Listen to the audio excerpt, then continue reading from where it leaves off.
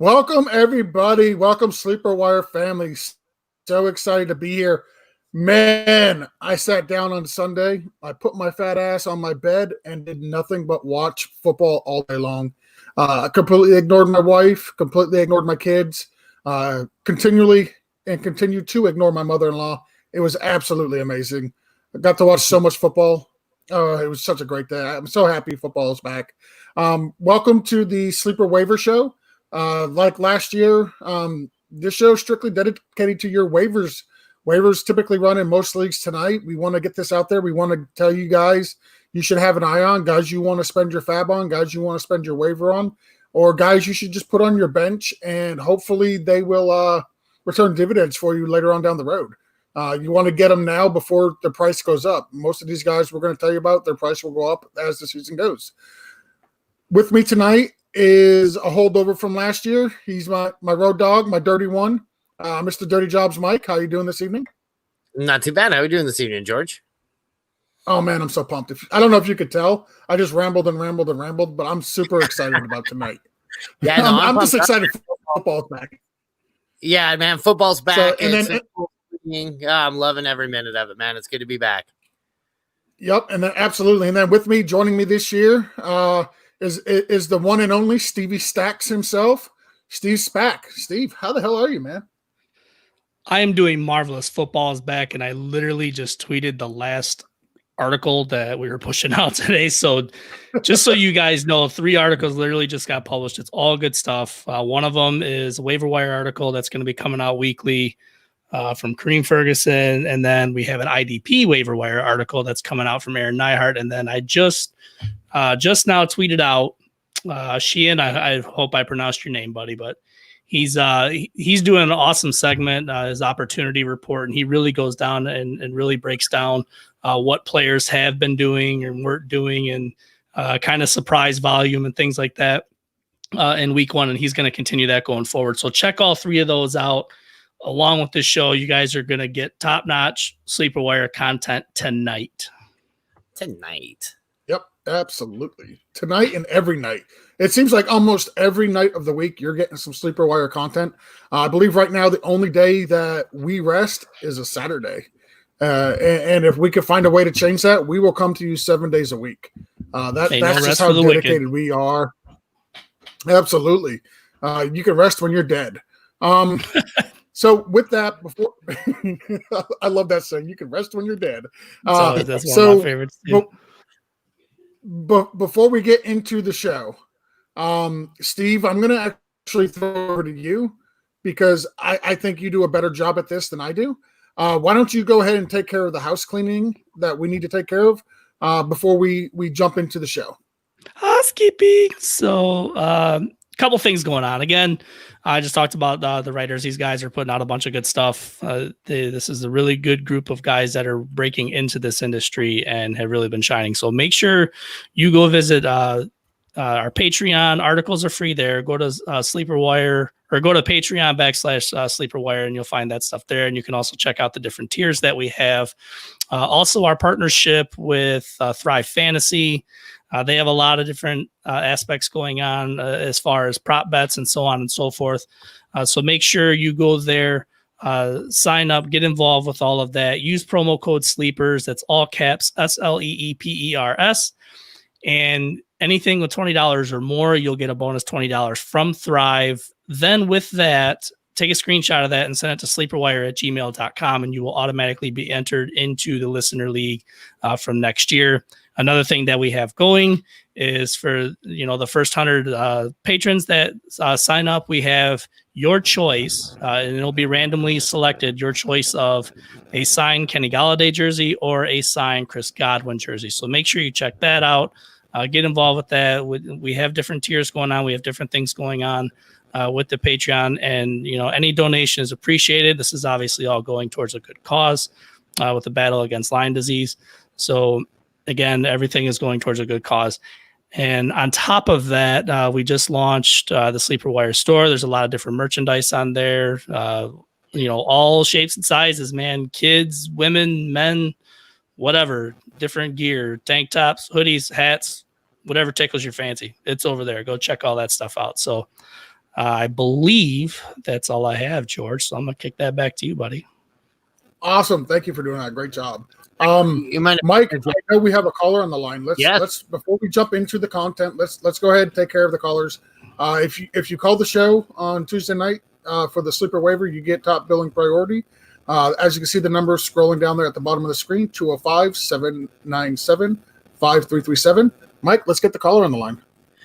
And 254, you are a legend. Thank you for holding so long. You've been hearing all the nonsense, and you've been with us waiting for George. How we doing? What's your name? Where are you from? Oh, man, this is Chirp, man. We're in Saline, Texas. Chirp. Sure. Oh, I couldn't going remember on, brother? the other day, what's and it was going bugging on? me, dude. How have you been? Did you have a good off season?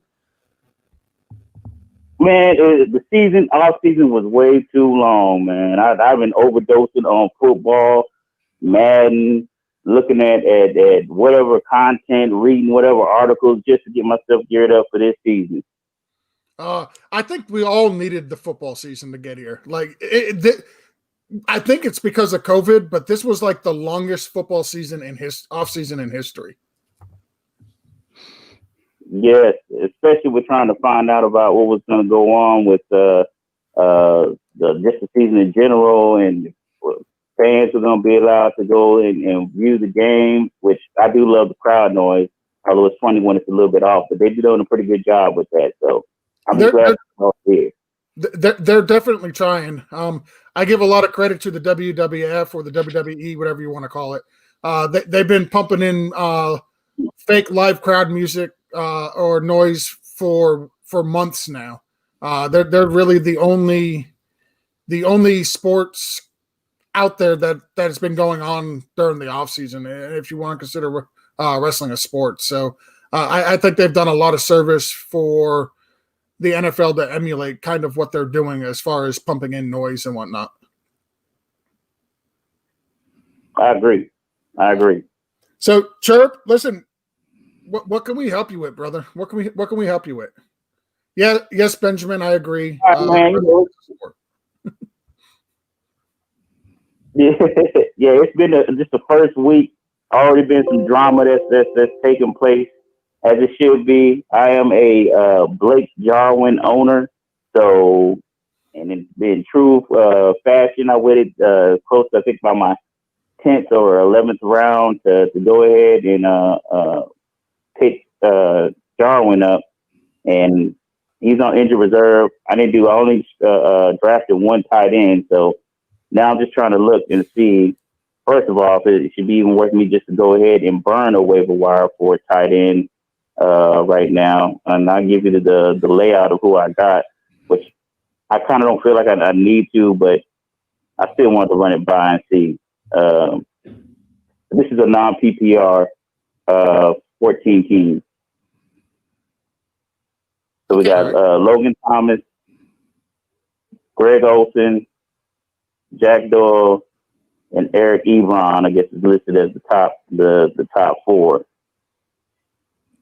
And Schultz is there, but I see he dropped the pass already, and I don't know too much about with Schultz to take over for Blake's spot. So let me ask you this: there's no chance Dallas Goedert's available, is he? Hang on, let me. No way. Oh yeah, no, I think no.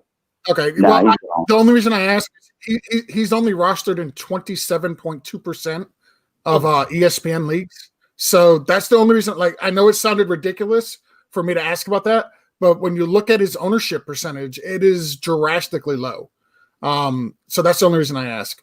Of the guys you mentioned, I'm actually leaning at Logan Thomas for a couple different reasons. One, you know, he saved his day with a touchdown, right? But he had 8 targets. So he had 8 targets, 4 receptions for 37 yards. He saved his day with the touchdown. But here's the reason why I like Logan Thomas. He's playing Arizona next week. And I mean, last year was a long time ago. It was like decades ago. But I'm old enough to remember when Arizona was the team you wanted to start your tight end against every single week. And I don't think much has changed. How did Kittle do against him this week? Kittle didn't put up a huge stat line, but he did get hurt. And I mean, without Kittle, without the wide receivers, I mean, that offense is very one dimensional. I mean, I do have to say though, I think Arizona they addressed that situation a little bit, and I think they'll be better at it. However, it is a good matchup, and like George said, he did have the 8 targets, and that Logan Thomas, I think, is going to be involved with that offense in general. So I agree with that. I think the guy that stuck out on your list there, Chirp, for me was Jack Doyle. I think Jack Doyle, you're talking about a guy who really, really loves his tight end. We've always seen Phillip Rivers just chuck that ball. He always looks for the big guy. And in this case, the big guy is Jack Doyle. So I like him. Another guy that I really like to come on strong a little bit more game by game. And you did see a couple targets go his way this last game was Mo Alley-Cox on the other side of that. Phillip Rivers, tight ends. I love him. It's the same as Nyheim Hines for me. His pass catching back and his tight ends. Those are the 2 guys I really want to have involved in my Phillip Rivers team. Yeah, Jack Doyle is a good pickup too. I mean, between those 2, I would probably take Doyle. The only thing that worries me though is the target volume that Nyheim Hines received, the target volume that Paris Campbell received. Obviously, T.Y. Hilton's going to be involved, and whether Marlon Mack's out or not, which we'll get to that. But I mean, Nyheim Hines has a role in that offense, so it could be more scheme dependent. Week in and week out, because if you look at what Nyheim Hines is able to do, you look at what Paris Campbell was able to do, these are all guys that can work the middle of the field or quick outs and all that stuff really well, which is what Jack Doyle does really well. So it could impact him some weeks. Logan Thomas, you got to look at his situation, having Dwayne Haskins as his quarterback. So, I mean, we'll see what goes on there. I don't think you can go wrong with either one of those guys. Oh, man, which one thing I was going to ask you about was I'm a little light on. I'm not necessarily light on running back, but that I went and I picked up. I listened to what the experts say as far as picking up your handcuffs. So I've got like Alexander Madison and Latavius Murray, but I also have Tariq Cohen, and my 2 that I have that's running right now is Chris Carson and Antonio Gibson. So I'm trying to see if maybe I need to swap out Tariq Cohen for it and scoop up Nyheim Hines. Absolutely. Can you get Nyheim Hines without dropping Tariq Cohen? Because Tariq Cohen's going to have a role in this offense this year. I don't think the volume that he saw against Detroit is going to go away. Mm-hmm. So I don't know what wide receivers you have, but I would rather drop somebody to pick up Nyheim Hines and bolster up your running back depth without dropping Tariq Cohen. Okay, so out of that, like I have Calvin Ridley, DJ Moore, Marquise Brown, Will Fuller, and that's my wide receivers that I have. Dang. Is it possible for you to trade? Is it possible for you to trade, like maybe pair up? You don't have Dalvin Cook, do you? No, I don't. I would try to package Madison and what's his name for Washington? Antonio Gibson. I would see if I could package both of them for either if the Cook owner has a decent tight end, that's a position that you now need. So you could get a decent tight end for the both of them, and then turn around and add Nyheim Hines, the old 2-for-1. Or even if you can get both of them, trade them both for an upgrade at running back, maybe. I would explore a 2-for-1. I might even try to do something ballsy like move Carson and somebody and really upgrade my position, especially Carson coming off a good week. Seeing how they're using Carlos Hyde and everything up there, it's kind of making me nervous about Chris Carson. Plus, I mean, the guy is they're going to use him and he's going to break again. So that would be, I would try to I'd probably try to make a move with Chris Carson and improve a position and grab a tight end while you're at it type thing. Is this a full PPR league?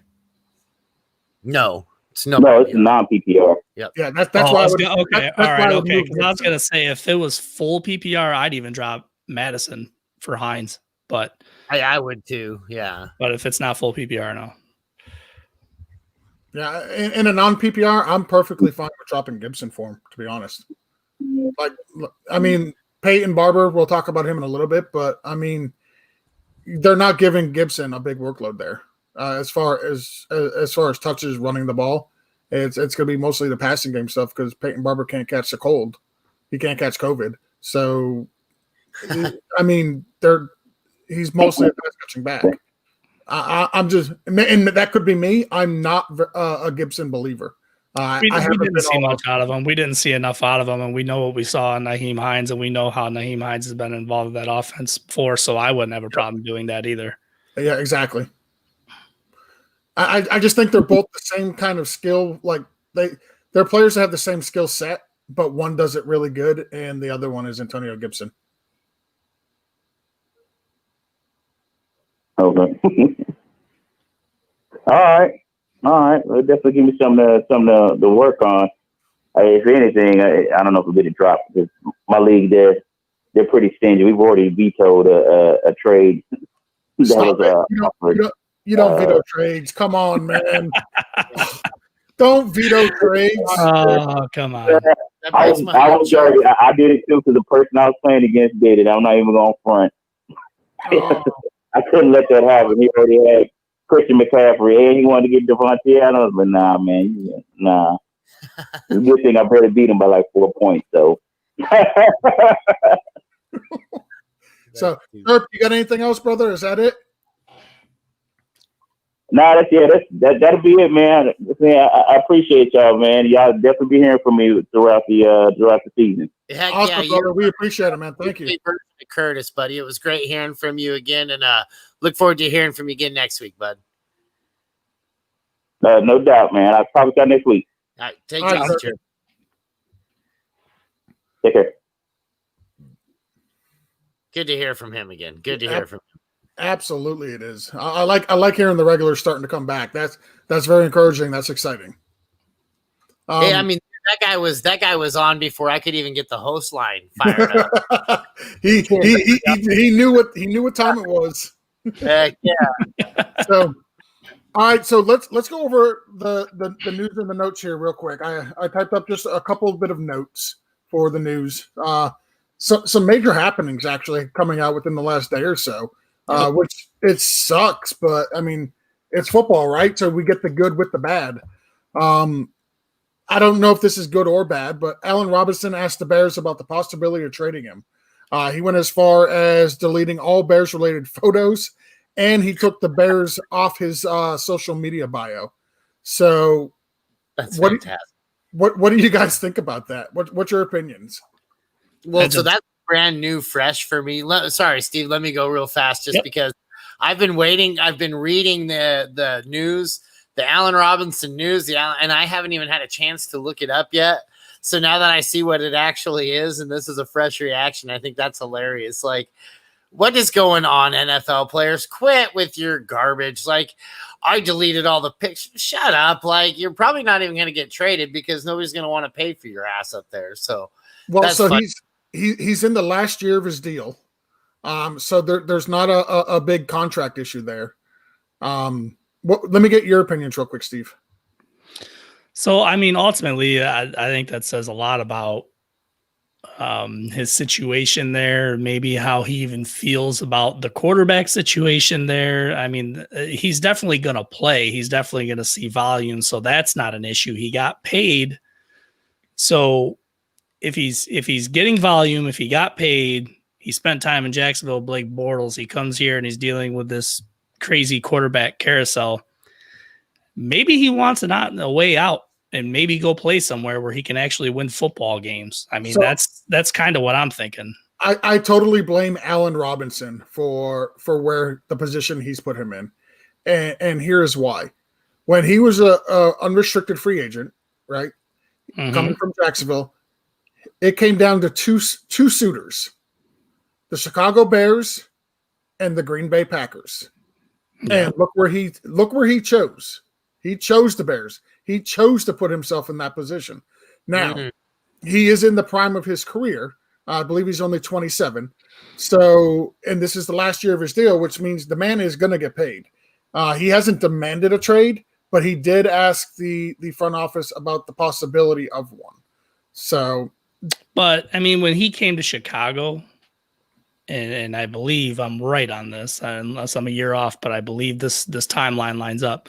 When he came to Chicago, that was like right after they had that playoff run. That Bears defense had that amazing year. Yep. That first year that Khalil Mack was here. So, I mean, there was a lot of stuff on the table. There was. There's a lot of future with this team, right? Yeah. But there's no core. You had a young Mitch Trubisky, okay? Maybe the mindset was, hey, we have this defense, and this is probably how they sold it.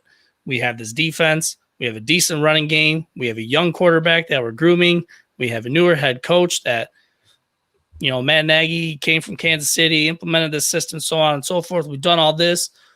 You know, we're a couple steps away from being a huge contender. We're going to pay you a ton of money to come here and help us, you know, take us to that next level. Maybe that's what happened. And this is where we are today, right? Yep. So, I mean, do you really think how much better would his situation have been in Green Bay? I mean, would he have been fine with just having the money and having a smaller role with a chance to win? There's the turmoil there with the coaching situation and the quarterback. You could have gone either way. You could play devil's advocate anyway with it. Yeah, I still say he turned down Aaron Rodgers. So the next bit of news, and we don't really need to get a whole lot into this one. The Colts announced that Jonathan Taylor is expected to get his first start this week. That should surprise nobody at this point. Here's the other big one for the week. Michael Thomas is expected to miss multiple weeks with a high ankle sprain. That is disastrous, I think, for the Saints. Yeah. Let me throw that to you, Steve. What do you think there? I mean, it would absolutely kill the situation realistically. I mean, he only had 2 catches in that game to begin with. But you know, Michael Thomas is Michael Thomas. Okay. Yeah. You can make a case that, you know, him and Devontae Adams are 1A, 1B. You know, everybody was down on DeAndre Hopkins. Look what DeAndre Hopkins did. In my mind, he's still a top 5 wide receiver. Michael Thomas is right there at the top. Yep. Now, Drew Brees, to me, didn't really look all that good, to be perfectly honest with you. And without a Michael Thomas, he's going to look even worse. So, you know, they have Emmanuel Sanders, they have Jared Cook. Now, Alvin Kamara, I mean, look at the amount of snaps that he was even on the field to begin with. He was very efficient with the snaps that he played. But is that going to happen every week? And you take Michael Thomas out of that equation, that's going to jack up a lot of things. I think the Saints should reach out to the Bears about Allen Robinson. I think Michael Thomas will probably miss. I think he won't be back till week 7. To be honest, I mean, high ankle sprains last. Yeah, they did. They last, and then if you look 4 to 5 weeks. You look at Saquon last year, you know, he missed 3, maybe 4 weeks and came back, but he was not the same when he came back. No, like you could tell he was still jacked up with that ankle. Well, that was even like Kamara last year too, because there was talks whether it was his knee or whether it was a high ankle sprain. Nothing ever really came out until this offseason when he talked about having a knee issue, but it was the same thing with him. Mike, let me get your thoughts on this. You know, I drafted this guy first in almost every single league I'm in this year, so I'm crushed. That was huge. A huge blow to every single one of my teams. Goodness sakes. I really think Traquan Smith can take a step up here. I don't know that I really don't. I think Drew Brees looked bad, but I really think it's going to be a whole lot of quarterbacks might look bad against that Buccaneers defense. And I mean, they're not this legendary thing yet, but they were tight, man. They stayed together pretty well. I think they handled the Saints pretty well, you know, overall. That it wasn't a very high scoring game. I don't think Drew Brees looked bad. I don't think Tom Brady looked bad. I think both those defenses actually just kind of showed up and showed out. So I'm really not I'm not out on either one of them. I think, like I said, I think Traquan Smith can come in there and take a big step up. They did make a big move with Emmanuel Sanders, and if he can stay healthy and on the field, I think they can still have a decent 1-2 punch, and then Jared Cook coming in the back, and then that good AK split, and then with Latavius right there. I really think this Saints team can still maintain their horsepower, and hopefully Michael Thomas hurries up and gets back on the field. Well, Hopefully rush him though. I feel like Saquon got rushed. I hope they don't rush him. They get him out there when he can actually go out there and be the number one guy I drafted and bring me home a championship. Come on strong at the second half of the season. yeah, So- I mean, you never know. They might even mix in Taysom Hill a little bit more than they normally would, anyways. I mean, Sean Payton's definitely gonna have to get creative. He's a smart head coach, and he's proven it time and time again. But when you have a guy like Michael Thomas down, you're gonna have to get pretty damn creative. Mike, Yeah, so let me ask you this real quick. As somebody who owns a lot of Michael Thomas, clearly people are going to come to you trying to trade for him.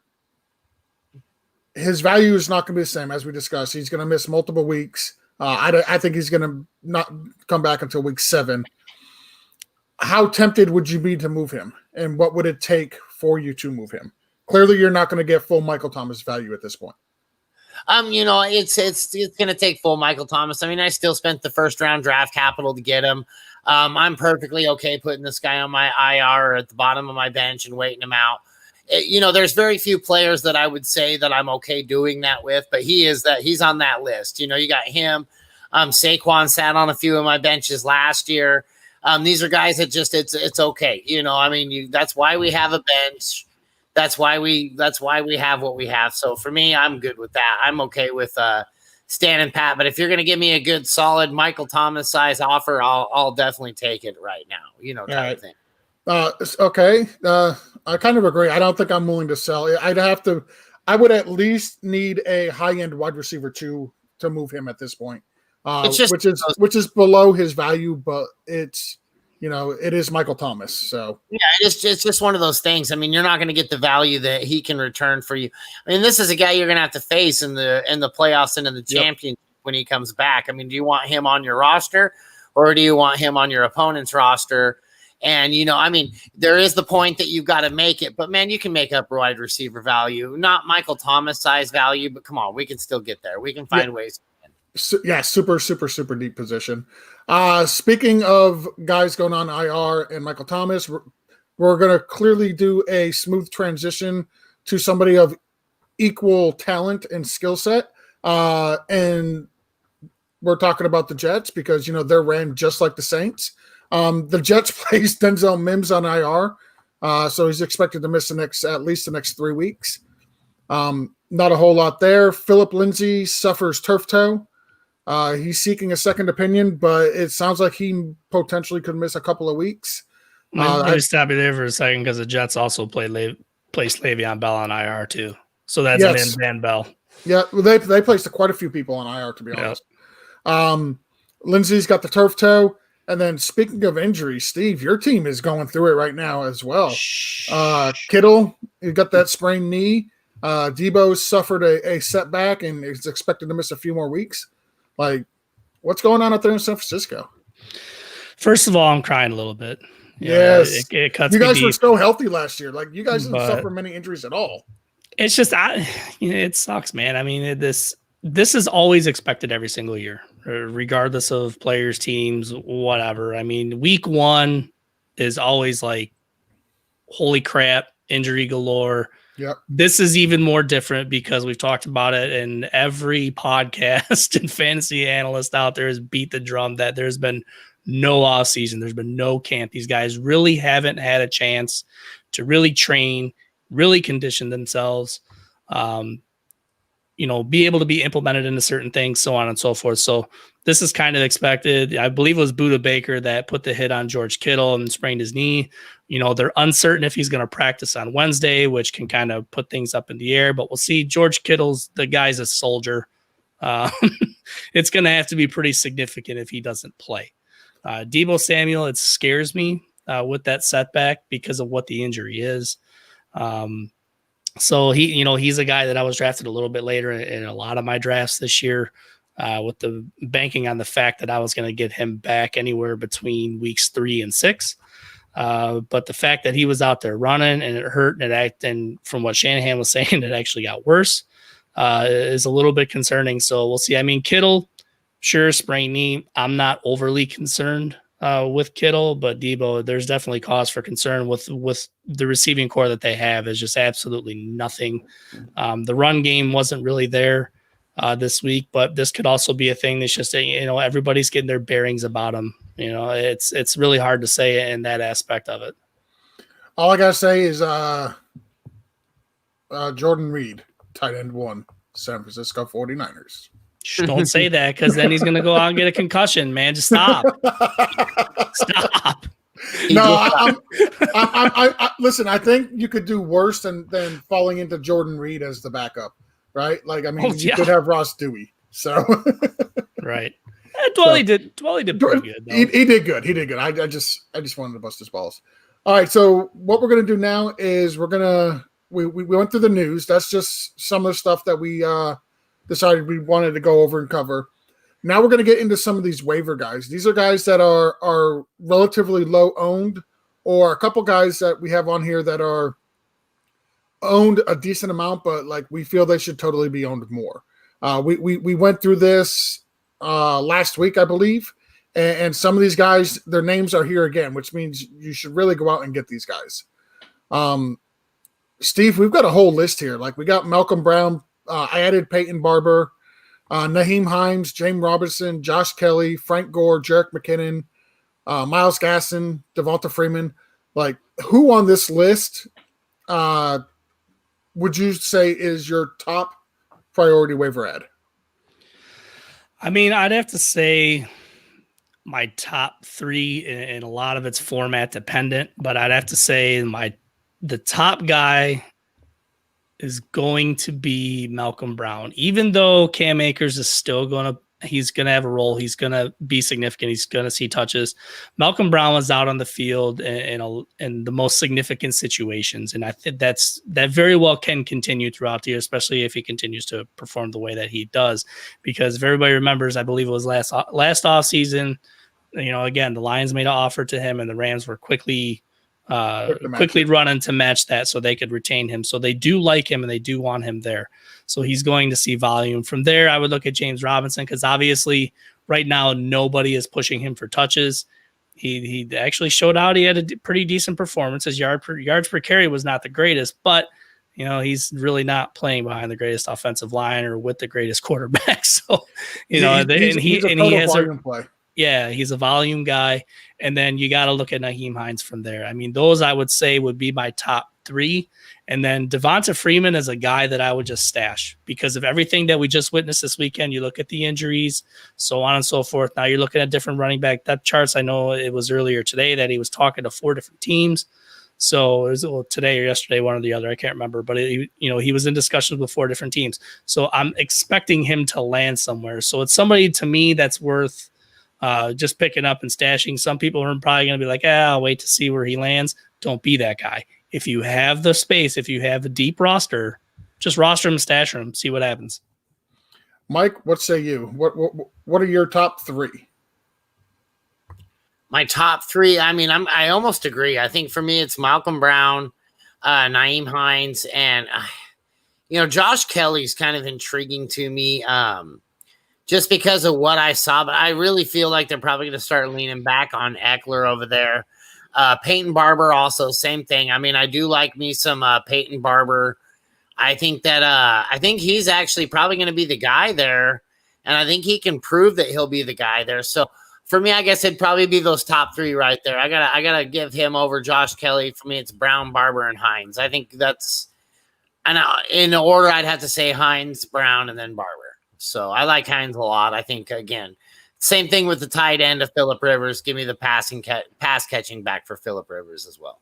Yeah, honestly, I forgot about Josh Kelly was there. I would take him before you pick up Devonta Freeman. So like Devonta Freeman would be number 5 for me. So I'd look at Malcolm Brown, James Robinson, Naeem Hines, Joshua Kelly, and Devonta Freeman for sure. Those are my top 5. Yeah, I go like this. My number 1 ad is going to be Naheem Hines. And the reason I think he would be my number 1 ad PPR for me though. So the on the notes here, everything is in half point PPR. He was involved early in the game, even before Matt got injured. They gave it to Naheem Hines on the 4th and 1. So, I mean, do I listen? They got not Saquon. They got Jonathan Taylor, right? Like, let's not get crazy and think Naheem Hines is going to be like their goal line back or anything like that. That's crazy. That's not it. I think it's the fact that he's a rookie and they wanted to ease him in, but now they don't have that opportunity. Like, they're going full blown. Jonathan Taylor is the man. Naheem Hines is going to play that third down scat roll back, but he's got a solid role the rest of the season. Like, I could totally see the narrative with Malcolm Brown, with Malcolm Brown slowly being phased out as Cam Akers gets more accustomed to playing. Like, boy, he looked bad though, didn't he? Listen, he was bad, but he also is a rookie, and this was his first real life game action. And let's not pretend like Dallas doesn't have a decent defense. Like, their defense was pretty good. Malcolm Brown performed in that, and he had 21 touches. Yeah, and he had 21 touches. Yeah, James Robinson. I don't remember how many. I think he only had one reception. He had 17 touches. Now Naheem Hines had 15 total touches, and it's not out of the realm of possibility that he's probably going to average, like, I'll say 12 a game. Upside with like 15 or 16, but I can see him getting around 12 touches a game. Yeah, I'm kind of curious. Most of those going to be in the passing game, I think, as well. Oh, for sure. Absolutely. I'm curious. I'd see the question on the screen there. Would you trade Allen Robinson for him? I wonder at what point we were talking that one popped up. That would be for Allen Robinson for Michael Thomas. No, I wouldn't either. Negative, Ghost Rider. The path is full. Yeah. But yeah, personally, like, in PPR leagues, I have Naheem Hines as my 1. Malcolm Brown is my 2. My number 3 is James Robinson. I'm going 4 with Peyton Barber. Like, I like You're gonna fall into the traps like chasing the dragon. I am. I added Peyton Barber onto a team before the games this weekend, and I lost Marlon Mack in a league, in that same league. So it's a 16-team league. I've got no problem dropping Marlon Mack now and putting Peyton Barber right into that spot. Like, if you're telling me I can get a guy who's going to get 17 carries a game, I'm more than happy to take that. Listen, I understand he only had 29 yards, right? I understand he only averaged 1.7 yards per carry. He did get 2 touchdowns, which 100% totally saved his fantasy day. But again, it's the opportunities. Like, I want a guy that's going to get high volume opportunities, and they're going to give that to Peyton Barber. So I don't mind having him on my roster. But he's somebody I am interested in. I think there'll be weeks where you can start him, and you won't really regret it. Absolutely agree. Let me ask you this real quick before we move on to the wide receivers here. Steve, you talked a little bit about Le'Veon Bell being put on IR, so he's out for at least the next 3 weeks. And listen, I think that was honestly just Adam Gase's way of saying, "Screw you! I don't like you. I don't want you playing. I'm putting you on the IR."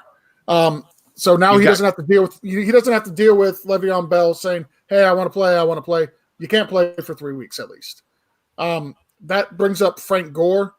They did sign another running back this earlier today. The very talented running back from Miami, by the way, that they once traded for, and then he failed the physical, and then they voided the trade.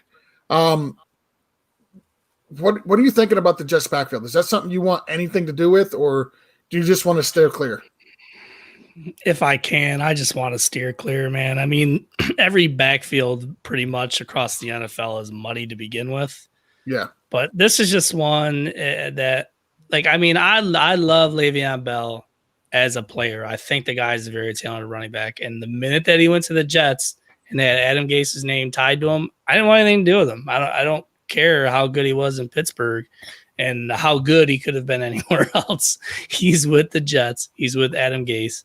And I just, you take that kind of system, you take that play, you take whatever that guy runs, which is a bunch of hot garbage, There's some talent on that team. You have a pretty talented young quarterback that this guy is just wasting right now.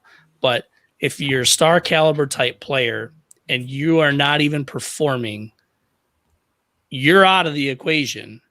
Now you're bringing in guys that are, we'll just say, for lack of better terminology, less talented in that same system, in the same whatever, and they're going to perform any better. I don't think so. I want nothing to do with that backfield. You guys, Mike, Gase theory. Huh? What's up? Yeah, well, I want to hear the Adam Gase theory. But first, I want you to tell me a little bit what you think about Frank Gore. The next 3 games for the Jets is home to San Francisco, at Indianapolis, and then home to Denver. Do you trust Frank Gore in any of those games? Honestly, I don't really. I don't think that he has longevity, although he is 346 years old and still a rookie. I think that he's still learning this new system in New York. No, I really just don't think he has the whole. Who I've got my eyeball in over there is LaMichael Pirine. I think he's a guy that actually has quite a bit of talent, and I think he's going to have to get on the field with the situation that they're in.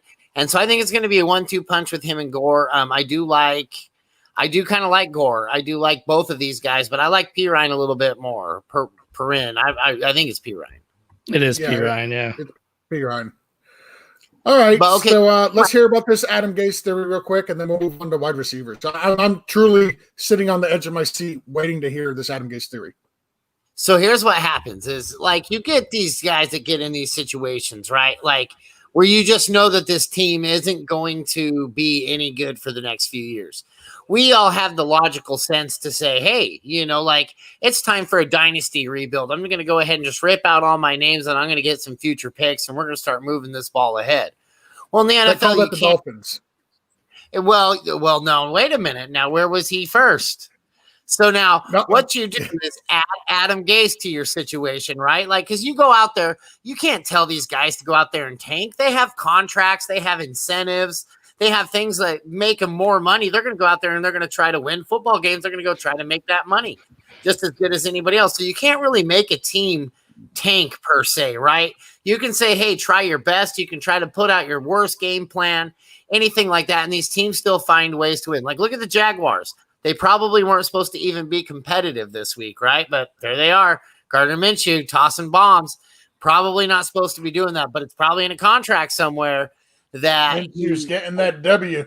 Where's Winston at? He's going to eat this W. That's right. So he's going to get that. Now they're not going to be able to tank. So you add Adam Gase into the situation. And he's like, oh, no, we'll tank.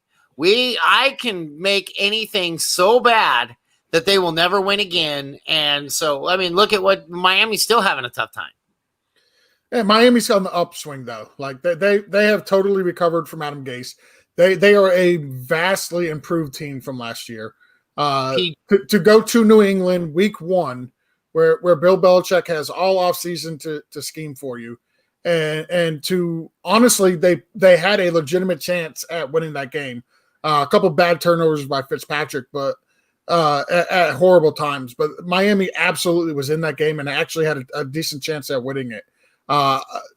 I won't allow you to besmirch my Miami Dolphins. That's just will not happen. You just used the word besmirch. I did. I absolutely did. No, there will be no besmirching of Miami on this show. That just will not happen. But I was never a believer in the whole narrative of people leave Adam Gase and get better. And amongst all the examples we had, Ryan Tannehill, Kenyon Drake, Devontae Parker, Mike Gesicki, like all these guys left Adam Gase. They got away from him, and then they got significantly better. And that leads us to our wide receivers, some of the free agents that are out there or the guys that we think should be rostered. And one of my biggest pickups this week is Robbie Anderson. If he's available, I want all of the Robbie Anderson I can get. He's currently rostered in 68.1% of ESPN leagues. His next 4 games, listen to this lineup: at Tampa, at the Chargers, Arizona, Atlanta.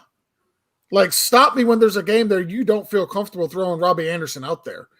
He was highly involved in this last game. He had 8 targets, 6 receptions, 151 yards, 1 total touchdown. He got you 22.5 fantasy points in half-point PPR leagues. Like, I want all of that. And that schedule coming up is amazing. Well, I want to see what happens when teams actually play him, though, because when you're majorly focusing on Christian McCaffrey, who still produces, and you're majorly focusing on DJ Moore, and they still like to utilize Curtis Samuel, I'm not getting overly excited about Robbie Anderson yet. I want to see more consistency out of that. I mean, he's worth it. He's worth an ad. Yeah, absolutely. But I'm not grabbing him and plugging him in. I against Tampa, I think I could put him in my flex. Against the Chargers, I think I could put him in my flex. And Arizona and Atlanta, he's definitely going in my flex. Like,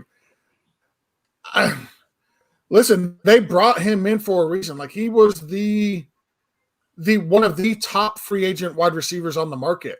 And they were so enamored with Curtis Samuel that they brought in Robbie Anderson. Now, I get they have the same skill set, but Robbie Anderson just does it better. I'm absolutely all on board. Robbie Anderson is not the number 1 on his team. He's not the number 2 on his team. Your defenses are going to be paying so much attention to Christian McCaffrey and DJ Moore that Robbie Anderson is a very good wide receiver, and he should be able to eat.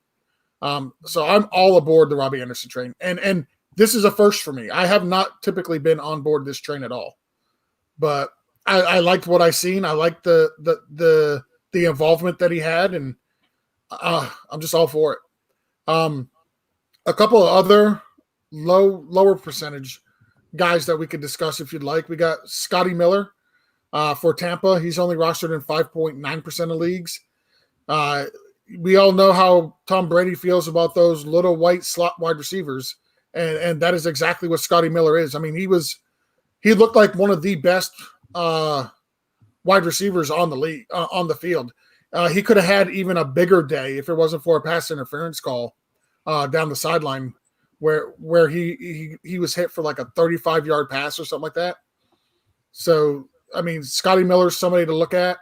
Mike Williams, I was iffy on him, but, I mean, he got 9 targets. It looked like he was the number 1 there, not really Keenan Allen. And then you got the Green Bay guys, Alan Lazard and Marquez Valdez-Scantling. Listen, I'm not expecting Aaron Rodgers to throw for 400 yards every week, but these guys are both worthy of being added. One of them is going to take over that number 2 spot.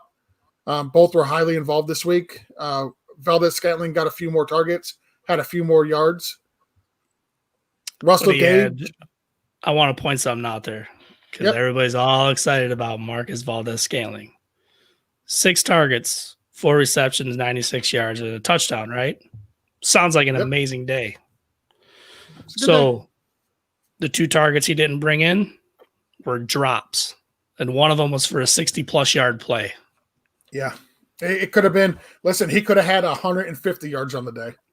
2 drops, drop passes, catchable balls, very catchable footballs, drops. So let's keep that in mind before we get too excited about MVS. I know there's a lot of hype train on him and all that, and they have Detroit coming in. Or actually, I think they're at Detroit next. They're at Detroit next. They're at Detroit next. And Detroit, their secondary is just atrocious. Like, I feel bad for anybody that's got to play Devontae Adams this week. I mean, Detroit is so bad in their secondary. Nobody can cover Devontae Adams. I understand that, but when you're down number Adams 1, tears up 2, Darius Slay when he was here. But, I mean, sure, MVS could have a good day against them too. But I'm just telling you right now, man, if he continues to have those issues, and that's part of the reason why he's been a struggle his first couple of years, is he has drop problems, and if that continues to happen, he's going to fade. Yep. A couple other guys, Paris Campbell from the Indianapolis, highly involved, 9 targets, 6 receptions, 71 yards. Got involved a little bit in the running game.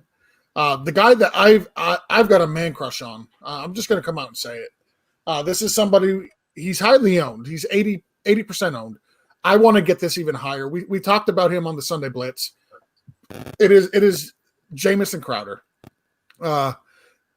13 targets, 7 receptions, 115 yards, and a touchdown. I said it on the Sunday. And he Blitz. did it in week 1 last year. what he did, not only what he did in week 1 last year, but what he did in both games combined against the Buffalo Bills. Yeah. Like he tore the Buffalo Bills up last year. And I think he had what last year? 122 targets. 122 targets last year. He'll probably amass that. Yeah, I mean, yes, I think he will. He had 17 targets in week 1 against the Bills last year. 13 targets against them this year. Like, What does Jamison Crowder need to do before he gets that ownership percentage above 90%? Like, it's ridiculous. I call him the Brussels sprouts of wide receivers. Like, nobody really likes Brussels sprouts, but you could do so much with them. And that's an interesting analogy. Listen. Well, it's kind of funny you bring this up because a guy literally just sent me a trade offer in a dynasty league, wanted to trade me Jamison Crowder for Zach Moss. I'm not going to end up doing that, but because I like Zach Moss and I like running back depth and I have good wide receivers on that team. Otherwise, if I was desperate for a wide receiver, I'd probably do it because it is a half PPR league, but. Yeah, Crowder definitely has a ton of upside. He proved it last year. He's proved it his whole career when he's been healthy. You know what I mean? That's the thing. He's an amazing slot wide receiver. Yep. I mean, all he does is produce. Yep. Mike, let me throw this to you. Is there anybody on this list that sticks out for you that you want to discuss? Darius Slayton being only 65.8% rostered, that's a big one for me. I saw him. He's quite a target. And Daniel Jones really looked good last night. I thought he was, he still has a few things out there that he's just not really got going on, but the rest of it seeming to come together pretty good. And I really like Darius Slayton's speed. I like his style. Corey Davis was just everything Jason keeps saying that he was. For 1 week.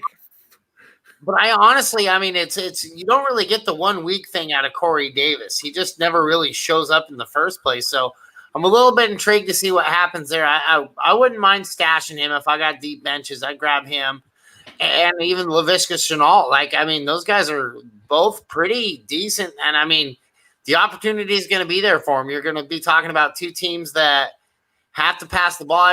Tennessee, not so much. They like to pound it, but man, I really feel like Corey Davis could be a real deal this year. Yeah, so like he was supposed to be what he was drafted for. But going back to Darius Slayton, though, the biggest thing that stood out to me, he had 9 targets, 6 receptions, right? But the only player that really wasn't out there was Golden Tate. Yep. So the biggest question of the year going into this was, okay, what kind of target volume is he going to have when you have a healthy Saquon Barkley on the field, when you have Sterling Shepard, when you have Evan Ingram, when you have Golden Tate? Okay, Golden Tate wasn't there, and they were playing a very solid defense. And for him to see that kind of target volume, the receptions, the yardage, the touchdowns were massive, don't get me wrong, on his day. But seeing that kind of target volume is pretty promising for who they have there on that team. Yeah, the only thing that honestly concerns me about Darius Slayton is his schedule upcoming. Chicago Bears is a good pass defense. You can run on the Bears, but they're a really good pass defense. I don't know, man. They let Detroit pass on them. They won. They didn't let Swift catch anything on them. See, that game, that whole thing is such bullshit. I hate the Lions, man. They should that team should have never been in that situation. I agree. They should have never been put on Stafford to drive down the field and try to make a play. And he made a play, and DeAndre Swift dropping that ball. He should have never been put in that 17-point lead going into the fourth quarter. Yep. And you just disappear. 99.6% chance of winning at the start of the fourth quarter. That's why I hate that team. That's why I hate that I'm forced to even pay attention to them living here just north of Detroit. It's forced in my face and I hate it.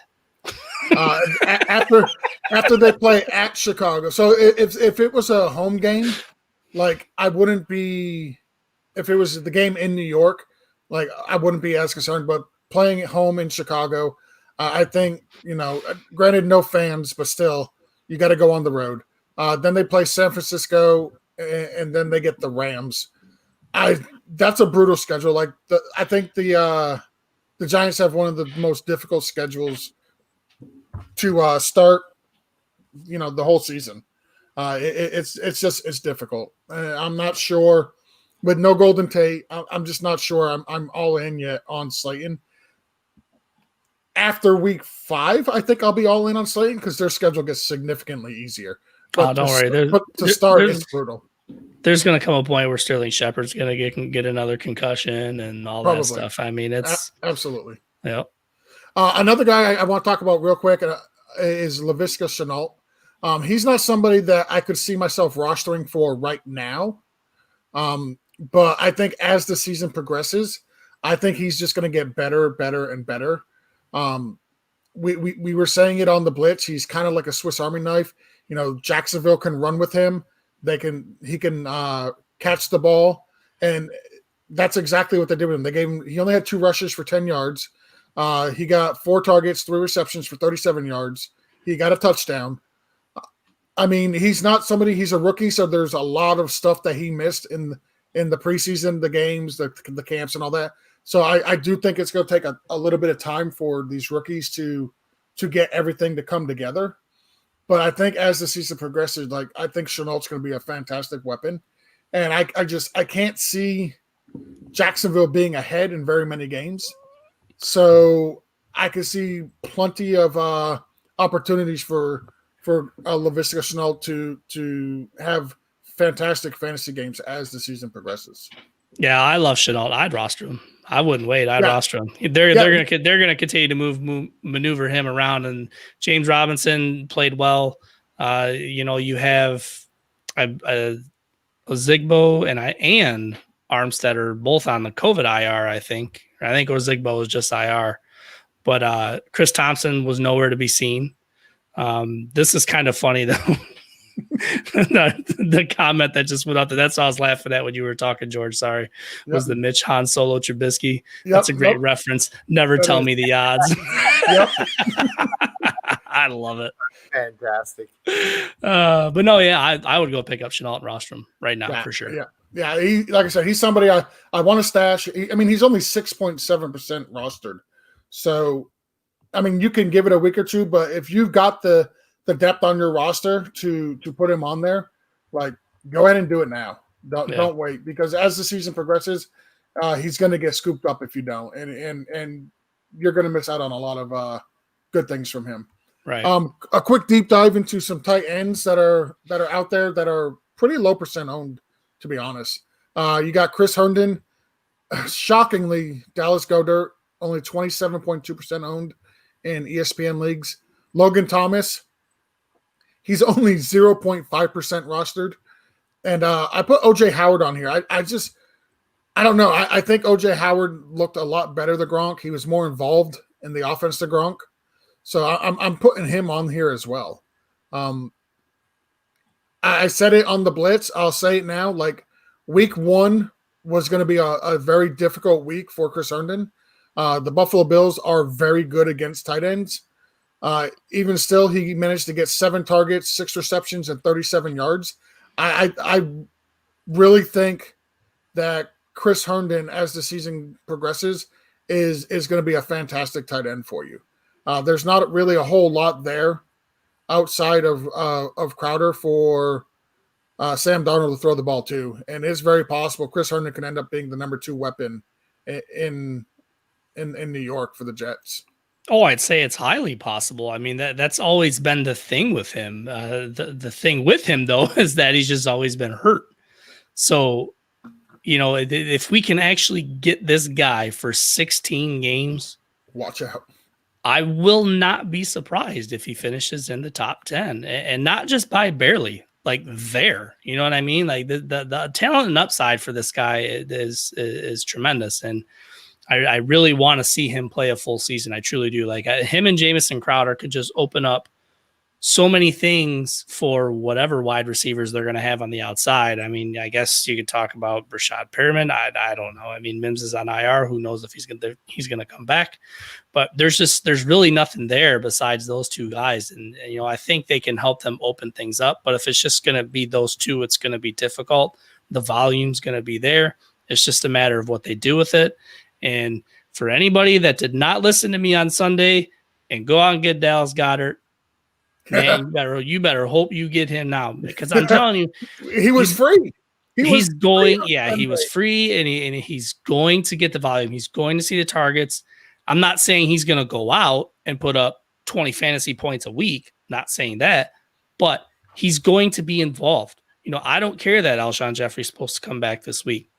There's been reports of Ertz literally getting in arguments with the front office about contract. And yeah. So, I mean, anything can happen at this point. And this guy is already heavily involved in this offense. I wouldn't say that sounds like gold. It's insanity that this dude is only 27.2% owned. Absolutely crazy. I don't even understand. It's crazy talk. Hey, Mike, I want to throw this question from Justin to you. Is Laviska worth rostering over Brandon Ayuk or Justin Jefferson in redraft? What do you think? I think he is. I think he's a lot more talented than both of those guys. I think maybe not even more talented, but his usage will definitely be a lot higher than both of these guys. Justin Jefferson, I do like what he brings to the table, but his name doesn't rhyme with Thielen or isn't Thielen. And so to me, he's probably not going to be featured. I honestly could see Kyle Rudolph making the step up there to be the two up there for that team. And I like Brandon Ayuk. I just don't really like Garoppolo. I don't really like that whole system right there. So I think I out of all three of those guys, I like Laviska the most. What about you, Steve? I would take Laviska as well. I mean, Jefferson, I think everybody was probably a little bit surprised on how much BC Johnson was involved, and I think he's going to continue to stay that way. Again, with rookie wide receivers, they take time. It takes time, man, no matter how good these guys are. We saw some big plays out of Jalen Reagor. Now, it's very possible that Jefferson, will get better throughout the year. He'll get more involved. Same thing with Ayuk. However, from the get-go, Shenault is going to be involved, and it's going to continue to progress, and it's going to progress, I think, even more accelerated than these guys, and he does have the running upside, and he can play anywhere on the field. The only way I see Laviska Shenault not finishing better than these guys this year will be if he gets injured, and it's the same thing with those guys. They could face the same situation. We don't know. We saw everything that went on here in week one. You're going to see on these teams now, these rookies being thrusted into bigger roles. Now, I don't think we're going to see that in Minnesota quite yet. Hard to say what we're going to see in San Francisco, as they have no receiving options realistically. So he could be one that's going to have the upside. But I think for the immediate and a guy that's actually going to be schemed into the offense is going to be Laviska Shenault. So I would absolutely take him over Justin Jefferson and Brandon Ayuk. Yeah, I would too. I absolutely would. I cannot agree with that more. Finally, we're going to get to my favorite part of the show. We're going to talk about some free agent quarterbacks. I got some bones to pick with you on this one. That's fine. Pick them. Go ahead and pick them. The guys I put on here. Oh, go ahead, Mike. I said me too, Steve. I said that right when I read his notes. So, well, then you lead the way, Mike. I want to see where you go first. That's fine. Bring it, buddy. Gardner Minshew is the first one I put on here. He's only 14.9% rostered. The one that I think you guys have the biggest issue with is Mitchell Trubisky. He's only 2.7% rostered. That makes me wrong with 2.7% of the teams out there. And then I added Ben Roethlisberger, who is 65% rostered. So those were the top three quarterbacks that I put on the list. Mike, you got an issue with it. Go ahead, buddy. What's your issue? Mitchell Trubisky, man. I mean, the guy, sure, he picked it up for that whole 3 drives or whatever that he looked okay. But, man, the other 15, 20 drives that they were out there, he looked like Mitchell Trubisky. And I don't think he's talented. I really honestly was shocked that I didn't see Foles come in at halftime. I really was. I thought Foles Everybody was looking for that. Yeah, I mean, I think the defense was looking for it too. Maybe that's why they kept Mitch out there. They're like, aha, we fooled them. Now we're just going to keep him. And they've already adjusted. And so, I mean, I really don't know what happened there, but I do not see this happening with Mitch Trubisky. I think that 2.7 is high. I don't think it's high enough. Oh, my good God. So get him off. Mitchell Trubisky's next 3 games. The New York Giants. Don't care. At Atlanta. Don't care. And home to Indianapolis. You know what that is? Don't That is care. just going to be the Bears throwing the ball all over the place to keep up. I don't give a damn how well Mitch Trubisky does on the field as far as actual football. He could be total garbage because he is garbage. I don't care. You know what I care about? Fantasy points. That's what I care about. I care about 20 of 36 for 242 yards, 3 carries for 26 yards, and 3 total touchdowns. That is what I care about. I don't care how bad the Bears look on the field. I don't care how bad Trubisky looks on the field. At the end of the day, I'm not being graded by that. I am being graded by how many points did I get. And last week, if you would have started Mitch Trubisky, you would have gotten 24.28 fantasy points in ESPN leagues. That is what you should care about. That should be the only thing you care about is winning. And if you have to win with a Mitch Trubisky, I don't care. Win. It's the same thing with like when they had Blake Bortles. Like Blake Bortles was a terrible freaking quarterback. He absolutely was. But you know what? At the end of the day, Blake Bortles you would win with. So I'm perfectly okay with it. Like, so are you planting your flag on Mitch Trubisky? I am saying he is somebody you could no, because that's a season-long thing. I'm absolutely not doing that. But like I was ready to get board right there. Like week 1, right? Just week 1 alone. And we're only going by so far. Mitchell Trubisky, I gotta find him. He outscored Matt Ryan, who threw for 400 yards. He outscored Ben Roethlisberger, who also threw for 3 touchdowns. He outscored Deshaun Watson, Gardner Minshew, Tom Brady. He outscored Patrick Mahomes. He outscored Ryan Tannehill. He outscored Jimmy Garoppolo. He outscored Dak Prescott. He outscored Matthew Stafford. I could keep going. He outscored Phillip Rivers. He outscored Drew Brees. He put up 24 points against Detroit, who has a garbage defense for 1. For 2, they lost some of their secondary during the game. For 3, only had 6 points until it all fell apart in the fourth quarter. Playing Detroit, which is what Detroit does. Lions are going to Lions. It does not matter. This type of performance is not going to happen on a week in and week out basis. It's like having DeAndre I will not Hopkins. Recommend anybody rostering Mitchell Trubisky. It's like when you had DeAndre Hopkins. He'd be quiet for 3 quarters, and then when the game is out of hand, all of a sudden he explodes. So what's killing me about this is you want to add Mitchell Trubisky, and we'll run through the drops. You want to add Mitchell Trubisky. I can understand adding him over Ryan Fitzpatrick. I'm not gonna add him over Baker Mayfield. I'm not gonna add him over Jared Goff, and I'm not gonna add him over Sam Darnold. I will take those 3 guys all day long over Trubisky.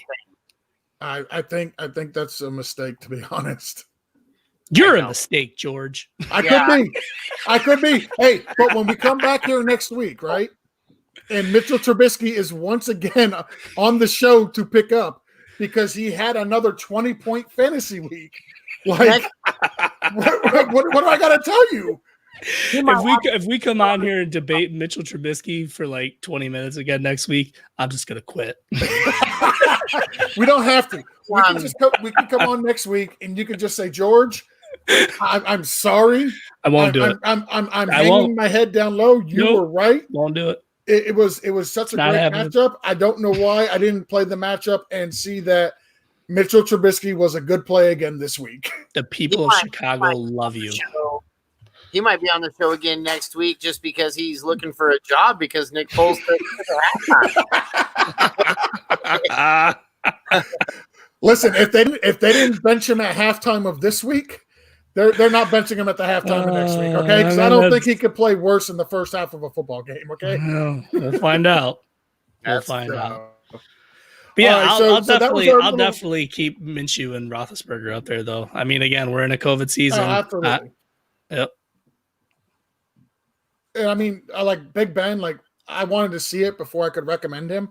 But I mean, listen, he looks good. He's got lots of weapons there, right? Like, I mean, lots of weapons. Juju looks like Juju. Who knew Juju was good with Ben Roethlisberger? Like, I mean, it's amazing. You give him a guy by the name of Duck and a guy by the name of Mason, and he sucks. But you give him back Big Ben, who's a Hall of Fame quarterback, and the dude looks legit again. It's amazing how that works. It's almost like the quarterback actually mattered. It's amazing. Yeah, So, no, it's crazy. Like how Juju, like I don't know, that team looked really, really good too, and they were kind of up against it as well. There's a lot of teams that kind of looked lackluster this week, but they were facing good defenses. I just don't overreact on week one. Just don't overreact on. One of the guys we actually didn't talk about picking up on the running backs, and I'll take responsibility for that, was Benny Snell. Come to think of it, like I don't really know what's going on with James Conner. They're leaving the door open for him to be able to play this week, but if he doesn't, like Benny Snell looked really good. He got over 100 yards. I saw something come up earlier. Let me look it up real quick. But yeah, you're right. We did not have him on there, and he should be on there. He definitely deserved to be on there. So I intentionally did not want to talk about him. Mike's like, I don't want to talk about him. We're not putting him on there. I think I had him on there. Mike just erased it, is what happened. Mike's like, yep, nope, hit the delete button on that. Nope, we're not doing this one. Yeah. That sounds like something Mike would do, which is why his name is Dirty Jobs. Exactly. So they're leaving it open for week 2. Yeah. So listen. I don't think he plays. To be honest, I don't think he does either. I think if you go out, if you had Lev Bell or Marlon Mack and Benny Snell's on the waiver wire, like go ahead and pick him up. I don't think what's his name, James Conner is actually going to play this week. I think he's going to miss this game. With all these guys we got to pick up real quick. Let's go through some guys that we can actually get rid of. Like if we're going to pick somebody up, we got to kind of drop somebody. That's the way it goes. These are guys that we all recommend you can drop. Not saying necessarily you have to, but there's no loss in dropping them. First one, clearly Marlon Mack out for the season. The one that surprised me on here was Le'Veon Bell, and I'm assuming that was you, Mike, that put him on there. Yeah. I figured. But see, the thing with the IR though, the way it is this year, I mean, it's a hamstring injury, right? That's only 3 weeks with how the IR works this year. So I mean, unless it's a significant tear or something like that, I don't know. I don't know if I would be ready to cut ties with him yet. I'm not ready to cut ties with him. If I got an IR spot, I'll put him in the IR spot for 2 weeks. See, and I put him on there before I even heard he was injured. So okay. Mike had him on this document like at the end of last season. Thank you, Adam Gase. Darrell Henderson, somebody we've all decided he's not worth rostering at this point. That clearly he looks like to be the number 3 there, behind Cam Akers and Brown. Chris Thompson, he kind of surprised me. Who put him on there? Actually I think I did, because I was very shocked by how he was just gone. I mean, to quote one of the articles that went out in the Opportunity Report, I mean, he was a milk carton man. Where did he go? Missing. Has anybody seen me? Yeah. Justin Jackson, Matt Breida. I'm surprised they didn't use Matt Breida a lot more. I figured they would use him quite a bit, but they were using a lot of Sam Gaskins and Jordan Howard, or Miles Gaskins, excuse me. They were using him, Jordan Howard, a little bit at the beginning of the game. Then he kind of tweaked an injury and missed some time. But I'm surprised Breida didn't get more of a play. Like I like Breida, but the Dolphins just weren't interested in using him that much. Yeah, I want to see more weeks of that before I decide that. Yeah, I'm going to hold him for now. No, let me ask you this: would you drop Matt Breida for Naheem Hines or any of those guys we discussed? I would drop Matt Breida for Naheem Hines now. Yep. How about a Malcolm Brown, James Robinson? I would drop him. I'd drop him for Malcolm Brown. I would drop him for Benny Snell. Yep. I mean, yeah, I guess James Robinson. I mean, it's a kind of an in the now moment. I don't know. I mean, I like Matt Breida, and like Benny Snell is a guy that I was drafting, so I didn't have to play the waiver game with him because it was only inevitable that James Conner would get hurt. But yeah, I've got him in Scott Fishbowl. Benny Snell. I'm kind of excited about that. Yeah. So but I mean, yeah, there's a couple guys that are out there right now that I would drop Breida for, but I mean, outside of the top 4 guys that I talked about, not including Devonta Freeman, I would drop Matt Breida for them. Yep, I agree. Duke Johnson, AJ Dillon, JD McKissick. How short-lived was the JD McKissick hype? There was some. There. Very little. Yeah. Listen, there was definitely more Mitch Trubisky hype than there was JD McKissick hype. Okay. Oh, you and your Trubisky. I actually picked up McKissick in a league that I'm like dying at running back, but it's one of those teams. It's a dynasty league and it's a productive struggle situation, so I really wasn't too concerned about it. And I paid for him for the PPR aspect of it, just because you really wasn't going to know what was going to happen with that offense. And damn, that dude did not do anything. Yeah. Here's a real quick question from Justin. Thoughts on the Miami backfield? Myles Gaskins. How should Howard be approached? Hold on really quick. You're mispronouncing his name. It's Minimal Impact. Minimal Impact. No, we're gonna go with Justin B. That's what I have here on the screen. Like, I know his sleeper name, Mike. Okay, but we're gonna go with his government name. Okay, the name the government knows him by. Minimal Impact. Yes, Minimal Impact. So here's my thoughts on the Miami backfield. Like, I think Week 1 was a really bad matchup for them with New England.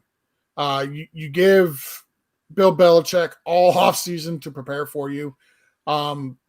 Knowing you guys just went to New England, beat them there, cost them home field advantage throughout the playoffs, ended up having to put them on the road where they lost. Like, I just think it was a recipe for disaster for Week 1. Now, I still don't think Miami's offensive line is very good. I think they are improved from last year, but I think, it takes a while for offensive lines to gain that cohesion. And these guys got no preseason snaps, very little bit in camp. Like, it's going to take time. I still like Jordan Howard. I think he will be the back you want there when it's all said and done at the end of the year. He's definitely going to be their goal line back for sure.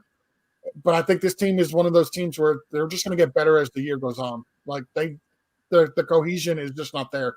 There's so many new faces, so many new schemes that these guys have to learn. Like, it's a lot for a COVID shortened season where there's no preseason games, no OTAs, no mini camps, nothing like that. I think it's a lot to ask. Basically a brand new team to come together. Yeah, I mean, there's a lot of overreaction to things always after Week 1. There really is, and things need time to develop.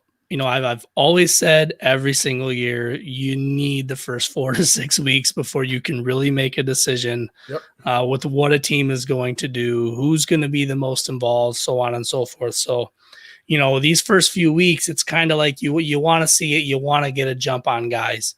You want to look more at, like, going through these names. We'll say you want to look more at the Laviska Shenaults, the Alan Lazards, the Scotty Millers, the Joshua Kellys, those kind of guys, as to where everybody else is looking at Malcolm Brown, Naheem Hines, Robbie Anderson, even Russell Gage, Paris Hilton, Jamison Crowder. So you want to get ahead of that next wave, Hilton? We'll say. Paris Campbell. Did I say Paris Hilton? You said Paris Hilton. And I'm not going to be able to say what I was thinking because it's totally a PG show. But yeah. but anyways, it's like, it's especially if you're in a fab league, it's a different situation. Okay, then you're putting your percentage up there. But if you're somebody that is way down the line in waiver priority, you can either hold on to it or you can get a jump on some of these guys that I'm anticipating that's going to be in that next wave of, oh, this is the guy I have to go get now. Get ahead of it. Get ahead of yourself. You get those guys now, you stay down in the waiver priority order. And as these weeks go on, as these other one-hit wonders or guys that are going to flash for a couple weeks, whatever, everybody's running out and I need this guy, I need this guy, I need this guy. Well, and then those guys don't end up performing throughout the year. Well, then what happens is you start climbing up the waiver priority. And then once you get towards the top, you hang out there. And a lot of these other guys that everybody's running for, they're dumping other dudes. You could pick them up for free. So then when you're getting up there later on in the year and you have your roster and a big injury hits or whatever, and there's going to be somebody there that's going to be a volume play, that's going to be great depth on your team, and somebody that's going to help you win games, guess what? You have the number 1, 2, or 3 waiver priority, and you have a much better to a guaranteed shot at picking that player up. Correct. Mike, I want to throw this question from Jaws to you. James Robinson job now. Raquel Armstead was an offseason hold, but with all the injuries, he might get squeezed off the IR. So what do you make of that Jacksonville backfield? Is it James Robinson's job? I think it is for the most part. But man, I really am just kind of avoiding it. I don't really see them in a lot of situations where they're going to be running a whole awful lot. Maybe passing a little bit out of the backfield, but they're going to be throwing the ball. I mean, it's going to be a pass first offense all the way. So for me, yeah, I believe it'll probably be James Robinson's job, but I don't think it's going to be that good of a job to have. Yeah, I think Robinson, for the most part, is a solid flex, and you can use him in your bye week replacement. Like, I don't think he's somebody I want as my running back 1 or my running back 2. No.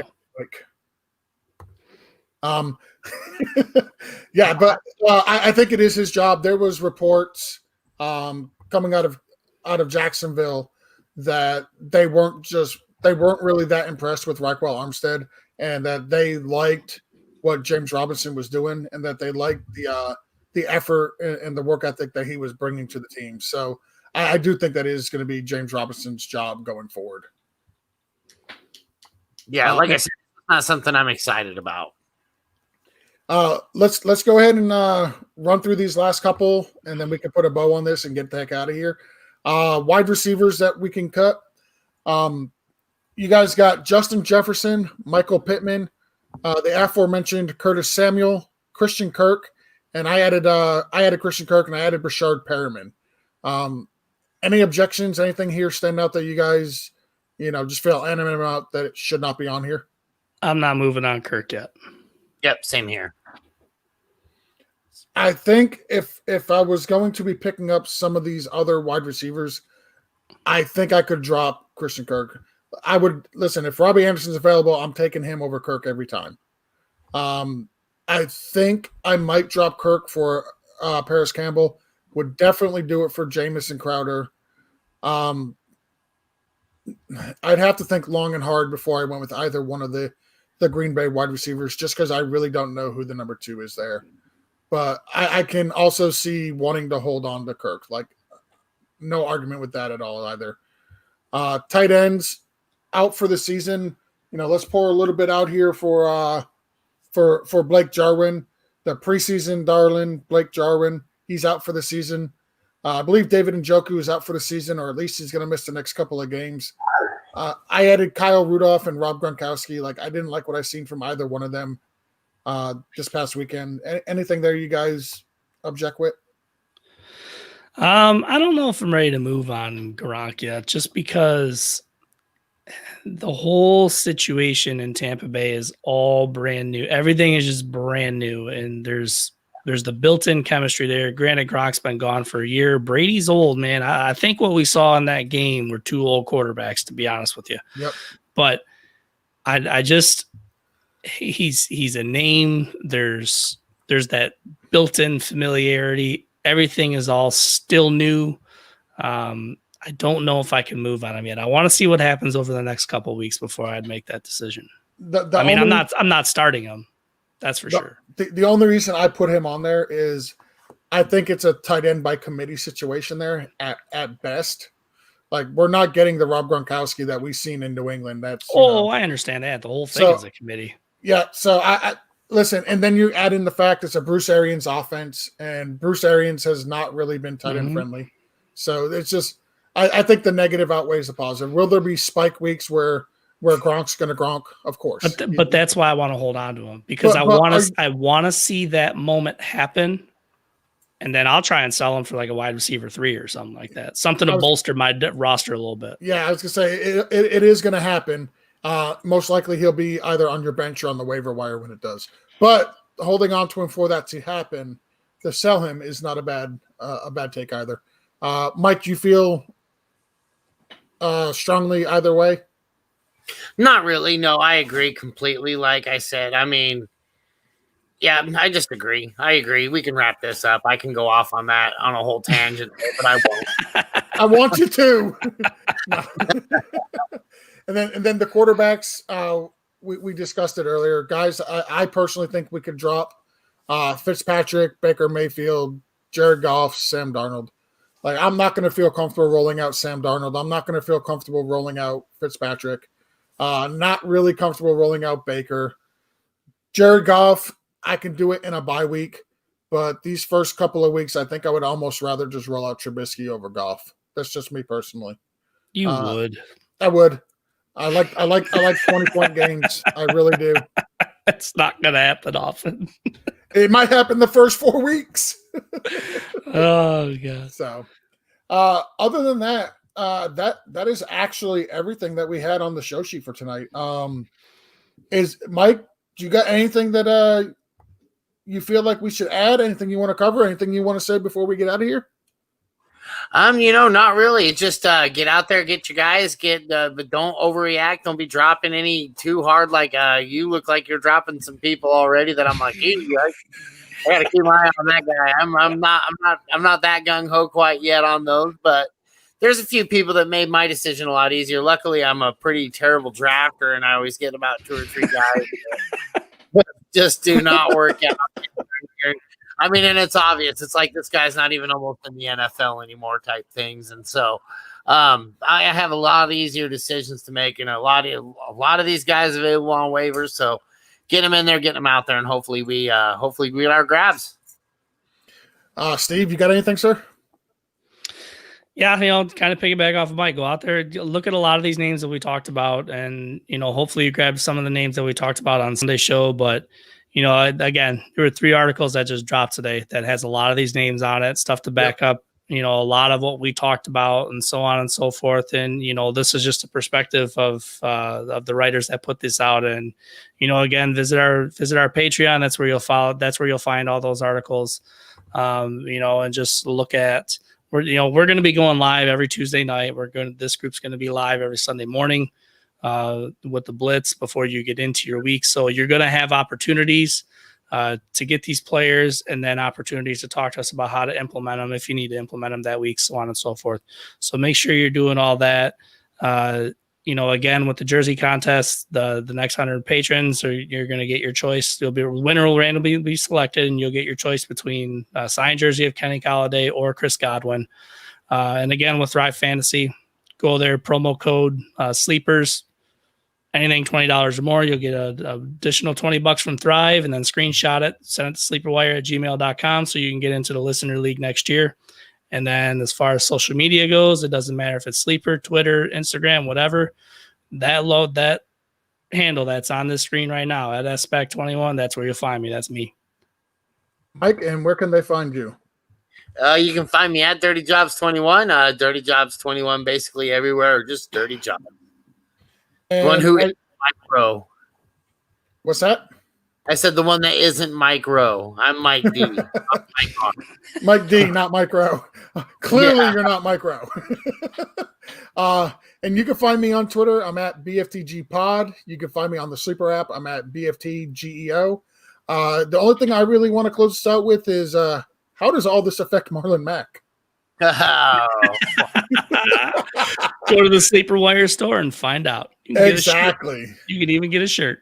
Exactly. So until next week, ladies and gentlemen, thank you for listening. Thank you for watching. Have a great evening. See you Sunday.